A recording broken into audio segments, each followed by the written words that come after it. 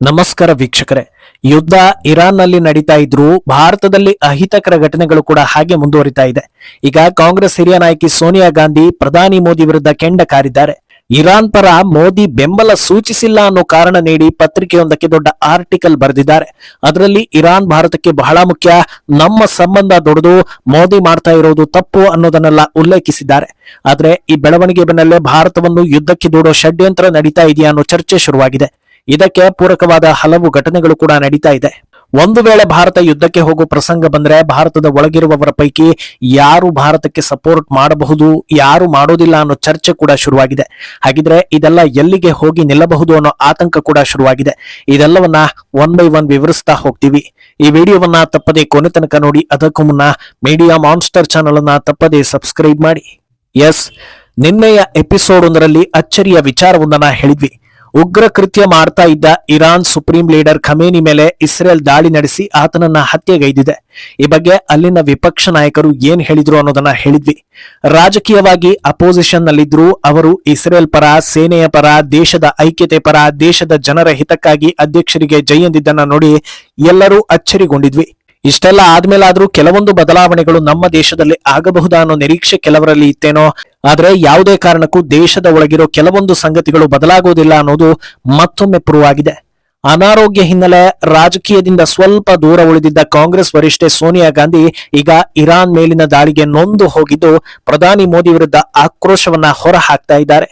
Parliament ನಲ್ಲಿ ಈ ಕುರಿತಂತೆ ದೊಡ್ಡ ಚರ್ಚೆ ಮಾಡಬೇಕು ಅಂತ ಆಗ್ರಹಿಸಿದ್ದಾರೆ. ಮೊದಲಿಗೆ ಸೋನಿಯಾ ಗಾಂಧಿ ತಮ್ಮ ಲೇಖನದಲ್ಲಿ ಹೇಳಿರೋ ವಿಚಾರಗಳನ್ನ ತಿಳಿಸಿ ನಂತರದಲ್ಲಿ ಇದರ ಹಿನ್ನೆಲೆ ಹಾಗೂ ಉದ್ದೇಶದ ಬಗ್ಗೆ ತಿಳಿಸ್ತಾ ಹೋಗ್ತೀವಿ. ಮಾರ್ಚ್ 1ರಂದು ಇರಾನ್ ತಮ್ಮ ಸರ್ವೋಚ್ಚ ನಾಯಕ ಆಯತುಲ್ಲಾ ಖಮೇನಿ ಹತ್ಯೆಯಾಗಿದೆ ಅನ್ನೋದನ್ನ ದೃಢಪಡಿಸಿದೆ. ಇದಕ್ಕೆ ಕಾರಣ ಹಿಂದಿನ ದಿನ ಇಸ್ರೇಲ್ ಹಾಗೂ ಅಮೆರಿಕ ನಡೆಸಿದ ಜಂಟಿ ದಾಳಿ ಅನ್ನೋದು ಕ್ಲಿಯರ್ ಆಗಿದೆ. ಸದ್ಯ ನಡೀತಾ ಇದ್ದ ಚರ್ಚೆ ಹಾಗೂ ಮಾತುಕತೆಗಳ ನಡುವೆ ಈ ರೀತಿ ಒಬ್ಬ ನಾಯಕನನ್ನ ಕೊಂದಿರೋದು ಅಂತಾರಾಷ್ಟ್ರೀಯ ಸಂಬಂಧಗಳಲ್ಲಿ ಬಿರುಕು ಮೂಡಿಸ್ತಾ ಇದೆ. ಅದರಲ್ಲೂ ದೆಹಲಿ ಈ ವಿಚಾರದಲ್ಲಿ ಮೌನ ವಹಿಸಿರೋದು ಕೂಡ ಸಂಬಂಧಗಳಲ್ಲಿ ಬಿರುಕು ಮೂಡಿರೋದನ್ನ ಸ್ಪಷ್ಟಪಡಿಸಿದೆ ಅಂತ ಹೇಳಿದ್ದಾರೆ. ಇದು ನೇರವಾಗಿ ಪ್ರಧಾನಿ ಮೋದಿಗೆ ಹೇಳಿರೋದು ಅನ್ನೋದನ್ನ ಅರ್ಥೈಸಿಕೊಳ್ಳುವಂತೆ ಮಾಡ್ತಾ ಇದೆ. ಹಾಗೆ ಮುಂದುವರೆದು ಬೇರೆ ದೇಶಗಳ ವಿಚಾರದಲ್ಲಿ ಮೋದಿ ಪ್ರತಿಕ್ರಿಯೆ ನೀಡಿದ್ರು.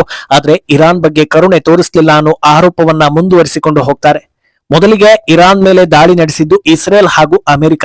ಆದ್ರೆ ಪ್ರಧಾನಿ ಮೋದಿ ತಮ್ಮ ಅಭಿಪ್ರಾಯವನ್ನ ವ್ಯಕ್ತಪಡಿಸುವುದು ಇರಾನ್, ಅರಬ್ ದೇಶಗಳ ಮೇಲೆ ಪ್ರತಿ ದಾಳಿ ನಡೆಸುವಾಗ. ಆತಂಕ, ಕಳವಳ ಎಲ್ಲವನ್ನೂ ಮೋದಿ ವ್ಯಕ್ತಪಡಿಸ್ತಾ ಹೋಗ್ತಾರೆ. ಆದ್ರೆ ಇರಾನ್ ವಿಚಾರದಲ್ಲಿ ಇದ್ಯಾವುದೂ ಬರೋದಿಲ್ಲ.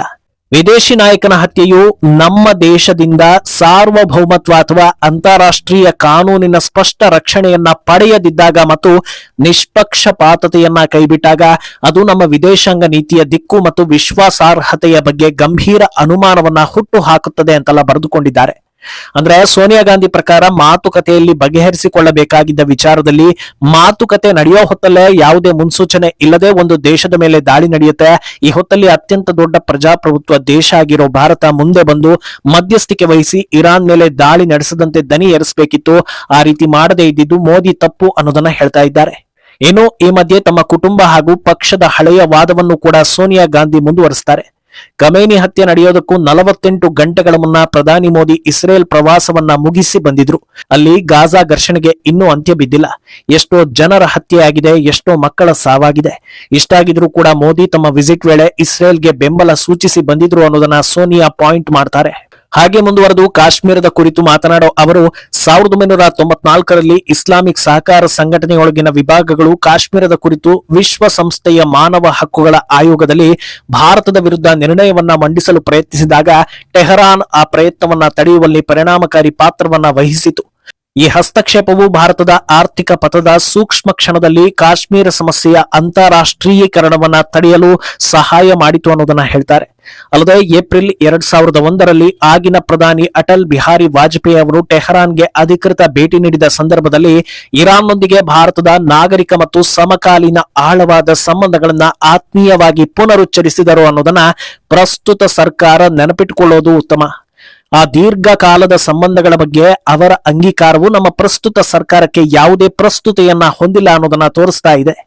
ಇತ್ತೀಚಿನ ವರ್ಷಗಳಲ್ಲಿ ಇಸ್ರೇಲ್ ಜೊತೆಗಿನ ಭಾರತದ ಸಂಬಂಧಗಳು ರಕ್ಷಣೆ, ಕೃಷಿ ಮತ್ತು ತಂತ್ರಜ್ಞಾನದಾದ್ಯಂತ ವಿಸ್ತರಿಸಿವೆ. ಭಾರತವು ಟೆಹರಾನ್ ಮತ್ತು ಟೆಲ್ ಅವೀವ್ ಎರಡರೊಂದಿಗೂ ಸಂಬಂಧವನ್ನ ಕಾಯ್ದುಕೊಳ್ತಾ ಇರೋದ್ರಿಂದಲೇ ಸಂಯಮವನ್ನ ಒತ್ತಾಯಿಸಲು ಅದು ರಾಜತಾಂತ್ರಿಕ ಸ್ಥಳವನ್ನ ಹೊಂದಿದೆ. ಆದರೆ ಅಂತಹ ಸ್ಥಳವು ವಿಶ್ವಾಸಾರ್ಹತೆಯನ್ನ ಅವಲಂಬಿಸಿರುತ್ತೆ. ಪ್ರತಿಯಾಗಿ ವಿಶ್ವಾಸಾರ್ಹತೆಯು ಭಾರತ ಅನುಕೂಲಕರಕ್ಕಿಂತ ಹೆಚ್ಚಾಗಿ ತತ್ವದಿಂದ ಮಾತನಾಡುತ್ತೆ ಅನ್ನೋ ಗ್ರಹಿಕೆಯ ಮೇಲೆ ನಿಂತಿದೆ. ಅದನ್ನೆಲ್ಲ ಹೇಳ್ತಾ ಹೋಗಿದ್ದಾರೆ. ಇದಾದ ಬಳಿಕ ತಮ್ಮ ವೋಟ್ ಬ್ಯಾಂಕ್ ಹಾಗೂ ಉಳಿದ ಭಾರತೀಯರ ಗಮನವನ್ನ ಸೆಳೆಯುವ ವಿಚಾರಗಳನ್ನ ಮುಂದೆ ತರೋ ಯತ್ನವನ್ನು ಕೂಡ ಸೋನಿಯಾ ಮಾಡ್ತಾ ಹೋಗ್ತಾರೆ. ಸುಮಾರು 10 ಮಿಲಿಯನ್ ಭಾರತೀಯರು ಗಲ್ಫ್ನಾದ್ಯಂತ ವಾಸಿಸ್ತಾ ಇದ್ದಾರೆ ಮತ್ತು ಕೆಲಸ ಮಾಡ್ತಾ ಇದ್ದಾರೆ. ಹಿಂದಿನ ಬಿಕ್ಕಟ್ಟುಗಳಲ್ಲಿ ಗಲ್ಫ್ ಯುದ್ಧದಿಂದ ಯಮನ್ ಮತ್ತು ಇರಾಕ್ ಮತ್ತು ಸಿರಿಯಾದವರೆಗೆ ತನ್ನ ನಾಗರಿಕರನ್ನ ರಕ್ಷಿಸೋದು ಭಾರತ ಸರ್ಕಾರದ ಕರ್ತವ್ಯ. ಇಂತಹ ವಿಚಾರಗಳಲ್ಲಿ ಭಾರತ ಮೌನ ವಹಿಸಿದ್ರೆ ದಕ್ಷಿಣದ ದೇಶಗಳು ತಮಗೆ ಸಮಸ್ಯೆ ಆದಾಗ ಭಾರತ ಸಹಕಾರ ನೀಡುತ್ತೆ ಅನ್ನೋ ನಂಬಿಕೆಯನ್ನ ಹೇಗೆ ಇಟ್ಕೊಳ್ಳುತ್ತವೆ? ಭಾರತ ವಸುದೈವ ಕುಟುಂಬಕಂ ಅನ್ನೋ ತತ್ವವನ್ನ ಅನುಸರಿಸುತ್ತೆ. ಅಂದ್ರೆ ಇಡೀ ಜಗತ್ತೇ ಒಂದು ಕುಟುಂಬ ಅನ್ನೋ ರೀತಿ ಭಾವಿಸುತ್ತೆ ಅನ್ನೋದನ್ನ ಮರೆಯಬಾರದು ಅಂತ ಟಕ್ಕರ್ ಕೊಟ್ಟಿದ್ದಾರೆ ಸೋನಿಯಾ. ಈ ಇಷ್ಟುದ್ದ ಲೆಟರ್ ನಲ್ಲಿ ಸೋನಿಯಾ ಉದ್ದೇಶಗಳು ಎಲ್ಲೆಲ್ಲಿ ಕ್ಲಿಯರ್ ಆಗಿವೆ ಅನ್ನೋದು ಕಾಣಿಸ್ತಾ ಇದೆ. ಒಂದು, ಇರಾನ್ಗೆ ಬೆಂಬಲ ಕೊಡಬೇಕು. ಇನ್ನೊಂದು, ಮೋದಿ ಗಾಜಾ ಮೇಲೆ ದಾಳಿ ಮಾಡ್ತಾ ಇರೋ ಇಸ್ರೇಲ್ಗೆ ಬೆಂಬಲವನ್ನ ಕೊಡ್ತಾ ಇದ್ದಾರೆ. ಮತ್ತೊಂದು, ಈ ಮೌನ ದೇಶಗಳ ನಡುವಿನ ಸಂಬಂಧಗಳನ್ನ ಹಾಳು ಮಾಡ್ತಾ ಇದೆ ಅನ್ನೋದನ್ನ ಹೈಲೈಟ್ ಮಾಡೋ ಉದ್ದೇಶ. ಆದ್ರೆ ಇರಾನ್ ಮೇಲೆ ಇಷ್ಟೊಂದು ಕಾಳಜಿ ವಹಿಸ್ತಾ ಇರೋ ಸೋನಿಯಾಗೆ ಅವರ ಜಾಯಮಾನದಲ್ಲೇ ಯಾವತ್ತೂ ಉತ್ತರಿಸೋದಕ್ಕೆ ಸಾಧ್ಯವೇ ಇಲ್ಲದಂತ ಕಷ್ಟದ ಹಾಗೂ ಅರ್ಥಪೂರ್ಣ ಪ್ರಶ್ನೆಗಳನ್ನ ಜನರು ಕೇಳ್ತಾ ಇದ್ದಾರೆ. ಅದರಲ್ಲಿ ಪ್ರಮುಖವಾಗಿರೋದು ಭಾರತ ಪ್ರಪಂಚದ 100 ದೇಶಗಳ ಜೊತೆಗೆ ಉತ್ತಮ ಬಾಂಧವ್ಯವನ್ನ ಹೊಂದಿದೆ. ಹೀಗಿರುವಾಗ ಉಳಿದ ಎಲ್ಲಾ ದೇಶಗಳನ್ನ ಬಿಟ್ಟು ಕೆಲವೇ ಒಪ್ಪಂದ ಇರೋ ಇರಾನ್ ಹೈಲೈಟ್ ಆಗೋದ್ ಯಾಕೆ? ಇರಾನ್ ವಿರುದ್ಧ ತಿರುಗಿ ಬಿದ್ದಿರೋ ದೇಶಗಳ ಪೈಕಿ 5-6 ಕಟ್ಟರ್ ಮುಸ್ಲಿಂ ದೇಶಗಳಿವೆ. ಅವರ ಬಗ್ಗೆ ಯಾಕೆ ಮಾತಾಡ್ತಾ ಇಲ್ಲ? ಇರಾನ್ಗೆ ಹೊಡೆದಿದ್ದೂ ಭಾರತ ಅಲ್ಲ, ಹೊಡೀರಿ ಅಂತ ಹೇಳಿದ್ದೂ ಭಾರತ ಅಲ್ಲ, ಹೊಡೆದಿದ್ದಕ್ಕೆ ಭಾರತ ಚಪ್ಪಾಳೆಯೂ ತಟ್ಟಿಲ್ಲ. ಇಷ್ಟಾದರೂ ಪ್ರಧಾನಿ ಮೋದಿಯನ್ನ ಉದ್ದೇಶ ಪೂರ್ವಕವಾಗಿ ಎಳೆದು ತರ್ತಾ ಇರೋದು ಯಾಕೆ? ಅಲ್ಲದೆ ಪ್ರಪಂಚದಲ್ಲೇ ಅತ್ಯಂತ ಕರುಣಾಮಯಿಯಂತೆ ಪತ್ರ ಬರೆದಿರೋ ತಾವು ಬಾಂಗ್ಲಾದಲ್ಲಿ ಹಿಂದೂಗಳ ನರಮೇಧ ಆದಾಗ ಯಾಕೆ ಪತ್ರ ಬರೆಯಲಿಲ್ಲ? ಆ ಸಮಯದಲ್ಲಿ ಪೇಪರ್ ಅಭಾವ ಇತ್ತೆ ಅಥವಾ ಪೆನ್ನಲ್ಲಿ ಇಂಕು ಖಾಲಿಯಾಗಿತ್ತೆ? ಗಾಜಾದಲ್ಲಿ ಸಾವಾಗಿದೆ, ಮಕ್ಕಳ ಹತ್ಯೆ ಆಗ್ತಾ ಇದೆ ಅಂತ ನೊಂದು ಕುಗ್ಗಿ ಹೋಗಿದ್ದೀರಿ. ಅದೇ ಗಾಜಾದ ಹಮಾಸ್ ಉಗ್ರರಿಂದ ಇಸ್ರೇಲ್ ನಾಗರಿಕರು ಹಾಗೂ ಮಕ್ಕಳ ಮಾರಣ ಹೋಮ ಆಗಿದೆ.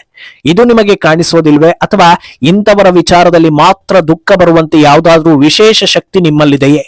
ನಮ್ಮ ದೇಶದ ಪಾರ್ಲಿಮೆಂಟ್ ನಲ್ಲಿ ಚರ್ಚೆ ಮಾಡಬೇಕಾದ ಸಾಕಷ್ಟು ವಿಚಾರಗಳಿವೆ.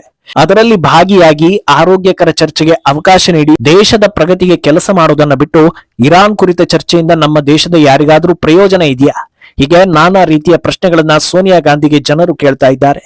ಇನ್ನೊಂದು ದಿಕ್ಕಲ್ಲಿ ಶೋಕಾಚರಣೆಯಿಂದ ಪ್ರಾರಂಭವಾದ ಖಮೇನಿ ಪರವಾದ ಕೂಗು ಇನ್ನೊಂದು ಹಂತಕ್ಕೆ ಹೋಗ್ತಾ ಇದ್ದು ದೇಶದ ಹಲವು ಭಾಗಗಳಲ್ಲಿ ಹೋರಾಟ ಚೀರಾಟ ಪ್ರಾರಂಭವಾಗಿದೆ.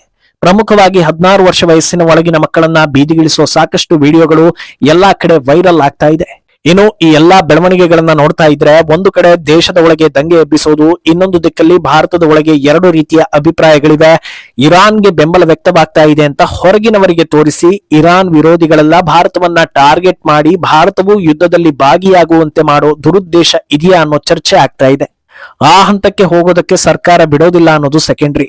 ಆದ್ರೆ ಆ ಪರಿಸ್ಥಿತಿ ಬಂದ್ರೆ ಭಾರತದ ಒಳಗಿರೋ ಎಷ್ಟು ಜನರು ಭಾರತದ ಪರ ನಿಲ್ಬೋದು ಅನ್ನೋ ಯೋಚನೆ ಜನರಲ್ಲಿ ಬರ್ತಾ ಇದೆ. ಈ ಬಗ್ಗೆ ನಿಮ್ಮ ಅಭಿಪ್ರಾಯವನ್ನ ತಪ್ಪದೆ ಕಮೆಂಟ್ ಮೂಲಕ ತಿಳಿಸಿ.